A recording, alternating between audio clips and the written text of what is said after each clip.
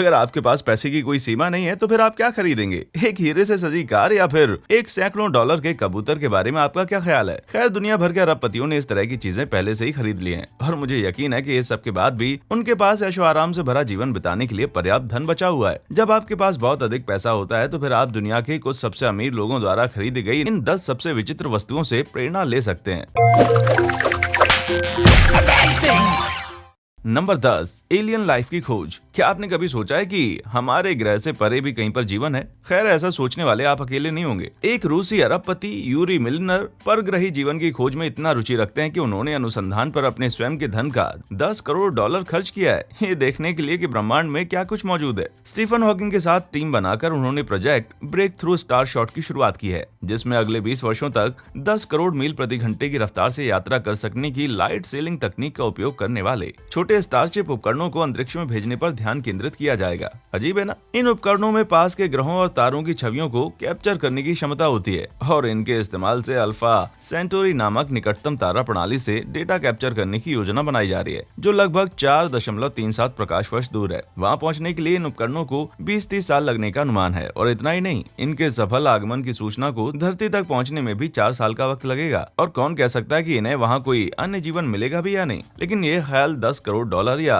लायक जरूर था, है ना? नंबर 9, आज तक का सबसे महंगा कबूतर। आप एक कबूतर पर कितना खर्च करेंगे? ठीक है, मुझे पता है ये काफी अजीबोगरीब सवाल है, बल्कि शायद इस बात की ज्यादा संभावना है कि आप इन गंदगी फैलाने वाले पक्षियों से छुटकारा पाने के लिए भुगतान करना पसंद करेंगे। इसलिए शायद आपके लिए आश्चर्य की बात हो सकती है कि साल 2013 में इन पर 4 लाख डॉलर चीनी व्यापारी गाओ फॉक्सिन द्वारा खर्च किए गए। ये शायद सुनने में काफी आश्चर्यजनक लग सकता है, लेकिन कबूतर रेसिंग एक बहुत ही आकर्षक खेल है। इसमें शामिल होने के लिए उत्साही लोग उन पुरस्कृत कबूतरों पर बहुत पैसा खर्च करते हैं जो सबसे कम समय में सबसे दूर तक की यात्रा कर सकते हैं। यहाँ तक कि पूर्व बॉक्सिंग चैंपियन माइक टायसन भी इसमें भाग लेते हैं। उनके इस खेल में रुचि तब से है जब एक बार एक बदमाश लड़के ने उनके पालतू कबूतर की गर्दन तोड़ दी थी और उसके बाद से अब वो खुद कबूतरों के एक विशाल संग्रह के मालिक हैं। बेल्जियम के एक ब्रीडर द्वारा यूरोप में एक नीलामी की गई थी जिसमें 1 साल की आयु वाले एक कबूतर को बहुत अधिक कीमत पर पेश किया जा रहा था और विभिन्न देशों के बहुत सारे लोग इसके लिए बोली भी लगा रहे थे, लेकिन गाओ ने लगभग 4 लाख डॉलर की अपनी बोली के साथ इसको नीलामी में जीत लिया। अब वो इसके प्रयोग से और अधिक रेसिंग कबूतरों का प्रजनन करके उन्हें नीलाम करने की योजना बना रहा है। इन कबूतरों की कीमतें पिछले कुछ वर्षों के अंदर चीन में दोगुनी हो गई हैं। मुझे यकीन है कि गाओ जल्दी ही अपना पैसा वापस भी कमा लेगा। अपने इस कबूतर पर इतना खर्च करने के बाद भी गाओ के पास शायद अभी कुछ और कबूतर खरीदने के लिए पर्याप्त धन होगा।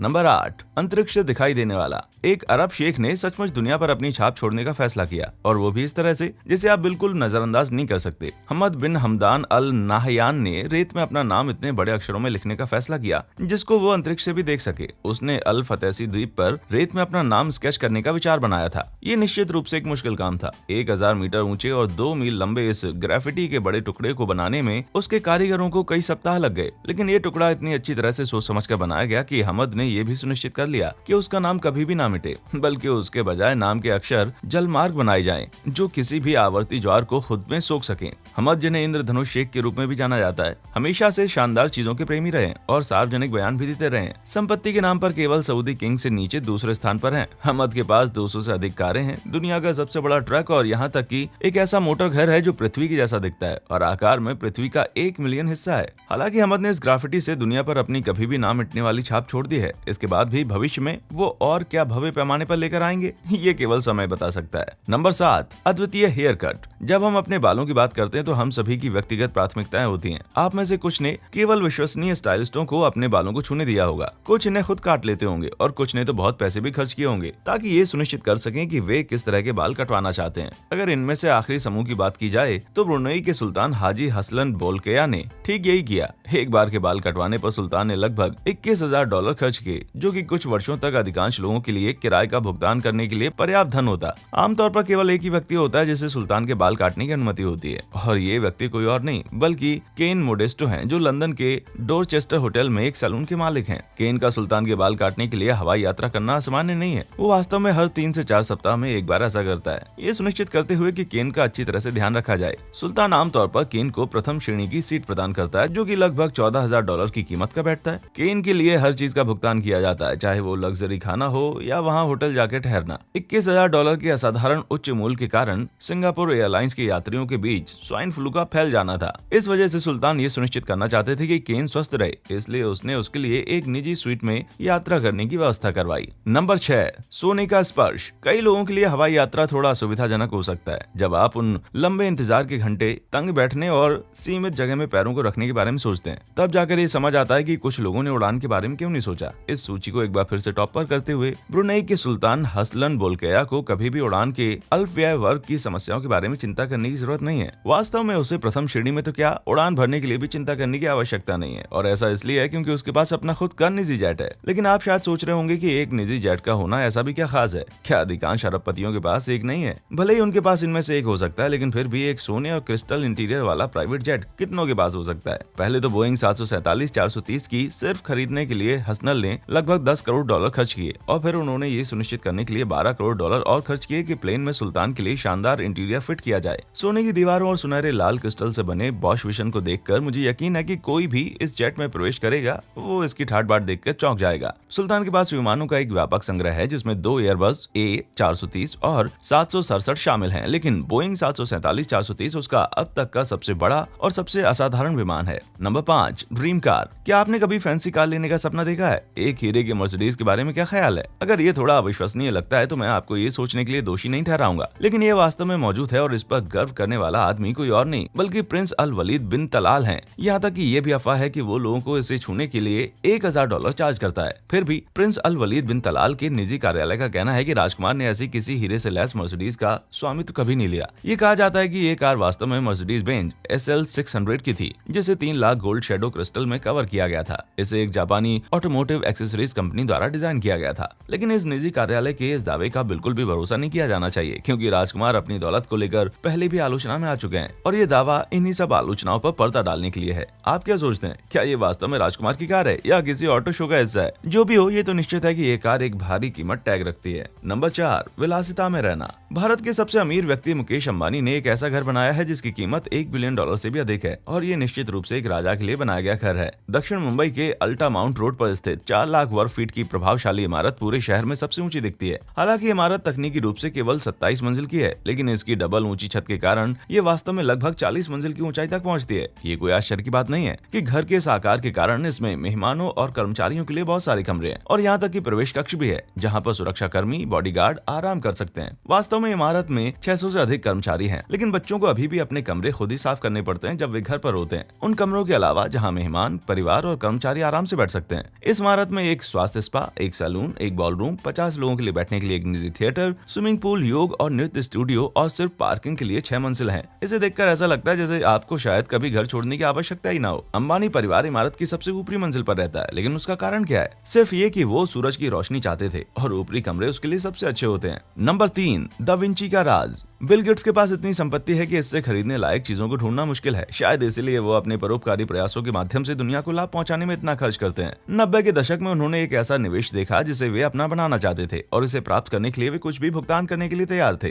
गेट्स का हमेशा से ही हर ऐसी चीज को लेकर आकर्षण रहा है जो उनके दिमाग को चुनौती देती है, और इसलिए इसमें कोई आश्चर्य की बात नहीं है कि वो अतीत के एक बहुत ही प्रतिभावान व्यक्ति को लेकर आकर्षित थे। 1994 में एक नीलामी के दौरान एक पत्रिका को नीलाम किया जा रहा था। उसमें सुप्रसिद्ध लियोनार्डो दा विंची के काम का ब्यौरा था। गेट्स ने इस पत्रिका पर अपनी नजर गड़ाए रखी, जिसे कोडेक्स लिसेस्टर के रूप में भी जाना जाता है, और दा विंची द्वारा छोड़े गए रहस्यों को जानने के लिए स्वेच्छा से $3 करोड़ 8 लाख खर्च किए। गेट्स ने कहा कि जिस प्रेरणा के कारण वे पत्रिका से आकर्षित हुए थे, वो दरअसल इसे बनाने वाले व्यक्ति हैं जो हर हाल में बिना किसी भी प्रतिक्रिया से प्रभावित हुए खुद को और बेहतर बनाने के लिए हमेशा खुद पर काम करते रहे। यदि आप भी इस पत्रिका को देखना चाहते हैं तो ब्रिटिश लाइब्रेरी के पास एक डिजिटल संस्करण है जो दा विंची के द्रव चित्र और उनके दिमाग के आंतरिक कामकाज को दिखाता है। नंबर 2, एक गुफा में घड़ी। घड़ियों को इकट्ठा करना एक लोकप्रिय शौक है, लेकिन इस उदाहरण में एक अरबपति इसे दूसरे ही स्तर पर लेकर चला गया। और अगर आपको लगता है कि इस 2.4 करोड़ के फ्लिप बट्टे सुपर कंप्लीशन के पॉकेट वॉच को खरीदने की बेनाम बोली लगाने वाले को फालतू में फंसाया गया है, तो एक बार फिर से सोचें। एक सुपर कंप्लीशन घड़ी की तुलना से भी कहीं अधिक जटिल कल्पना कीजिए, और तब आप जिस चीज पर पहुंचेंगे वो अमेज़न के संस्थापक जेफ बेजोस द्वारा बनाई गई वो परियोजना होगी जो एक गुफा के भीतर रखी गई घड़ी की फंडिंग कर रही है। ये घड़ी कब पूरी होगी इसकी कोई निर्धारित तिथि नहीं है, लेकिन एक बार ये समाप्त हो जाने के बाद इसे जनता के लिए खोल दिया जाएगा। ये परियोजना the the clock of the long now से प्रेरित है, जिसे डैनी हिलिस ने 1986 में सोचा था। उसका इरादा एक ऐसी यांत्रिक घड़ी बनाने का था जिसे 10,000 वर्षों तक सही समय दिखाने के लिए डिजाइन किया गया था, इसलिए इसका नाम 10,000 वर्ष की घड़ी है। आप लंदन के साइंस म्यूजियम में अभी भी इसके प्रोटोटाइप को देख सकते हैं, लेकिन सैन फ्रांसिस्को में फोर्ट मेसन सेंटर के the long now museum and store में इसके 2 और हालिया प्रोटोटाइप भी मौजूद हैं। जेफ बेजोस की बेजोस एक्सपेंडिशन भी एक ऐसी ही तकनीकी परियोजना की फंडिंग कर रही है, जिसकी लागत लगभग 4 करोड़ 20 लाख डॉलर से अधिक है, और ये घड़ी 500 फीट नीचे एक टेक्सान पर्वत में बनाई जा रही है, जिसका मालिक खुद बेजोस है। हम ये तो नहीं जानते कि इसमें कितना समय लगेगा, लेकिन हमें यकीन है कि गुफा में बनी ये घड़ी देखने लायक होगी और आने वाले 1000 वर्षों के लिए सही समय बनाए रखने में सक्षम होगी। जहाँ तक बात रही उनके ऐसा करने के पीछे के छुपे उद्देश्य की, तो बेजोस बताते हैं कि ये घड़ी हमें विनम्र बनाए रखने के लिए है, क्योंकि ये घड़ी हमें हमेशा याद दिलाती रहेगी कि हम चीजों की भव्य योजना में कितना छोटे हैं, और ये हमारे जीवन का अधिकांश भाग भी इस घड़ी के जीवन के 1% अंश तक ही सीमित है। नंबर 1, पेंटिंग वर्थ अ फॉर्च्यून। एक पेंटिंग पर पड़ी राशि खर्च करना कोई नई बात नहीं है, खासकर बिलियनर्स की दुनिया में। कई लोग चाहते हैं कि उनके घरों को कुशल हाथों और कड़ी मेहनत के साथ चित्रित कला के अद्भुत कार्यों से सजाया जाए। आपने शायद कलाकृति के सुंदर टुकड़े पर पैसा भी खर्च किया होगा, जिसे बहुत सारे लोग पसंद करते होंगे, लेकिन क्या आपने कभी ऐसा कुछ खरीदा जिसकी कीमत 15 करोड़ डॉलर से अधिक हो, भले ही आप एक अरबपति हो? ये चित्र पिकासो के चित्रों में से एक ले रीफ के रूप में जाना जाता था, जिसे अरबपति निवेशक स्टीवन कोहेन ने 2013 में खरीदा था। ले रीफ 1932 में पाब्लो पिकासो द्वारा बनाई गई एक तेल चित्रकला है। ये उनकी 22 वर्षीय रखेल मैरी थेरेस वॉल्टर के चित्र को चित्रित करती है। कोहेन को वास्तव में पेंटिंग खरीदने के बाद लगभग 6 साल तक इंतजार करना पड़ा था, क्योंकि मूल मालिक से खरीदने के बाद इसकी फिर से मरम्मत करवानी पड़ी। दरअसल स्टीव व्यान ने एक बार इसमें अपनी कोहनी घुसा दी थी। मरम्मत करने वाली टीम ने स्पष्ट रूप से एक अच्छा काम किया, क्योंकि पेंटिंग 2006 में 129 मिलियन डॉलर से 2013 में 155 मिलियन डॉलर की हो गई। लेकिन ये कोहेन द्वारा खरीदी गई एकमात्र कलाकृति नहीं है। उन्होंने कलाकार डेमियन हेरस द्वारा टैंक में कैद एक शार्क की मूर्ति कला भी खरीदी थी, और इसका शीर्षक the physical impossibility of death of the mind of someone living रखा गया। हालांकि ये मूर्ति बिगड़ती हालत के संकेत दिखा रही है, लेकिन इसका मूल्य अभी भी लगातार बढ़ रहा है। ये स्पष्ट है कि कोहेन का कला संग्रह ईर्ष्या करने योग्य है। आपको इनमें से कौन सी खरीदी हुई चीज सबसे ज्यादा विचित्र लगी? अगर आप एक अरबपति होते तो क्या आप विचित्र चीज खरीदते? मुझे नीचे टिप्पणी करके जरूर बताएं। वीडियो पसंद आया हो तो लाइक और सब्सक्राइब करना ना भूलें। हमारे चैनल पर आने के लिए आपका शुक्रिया।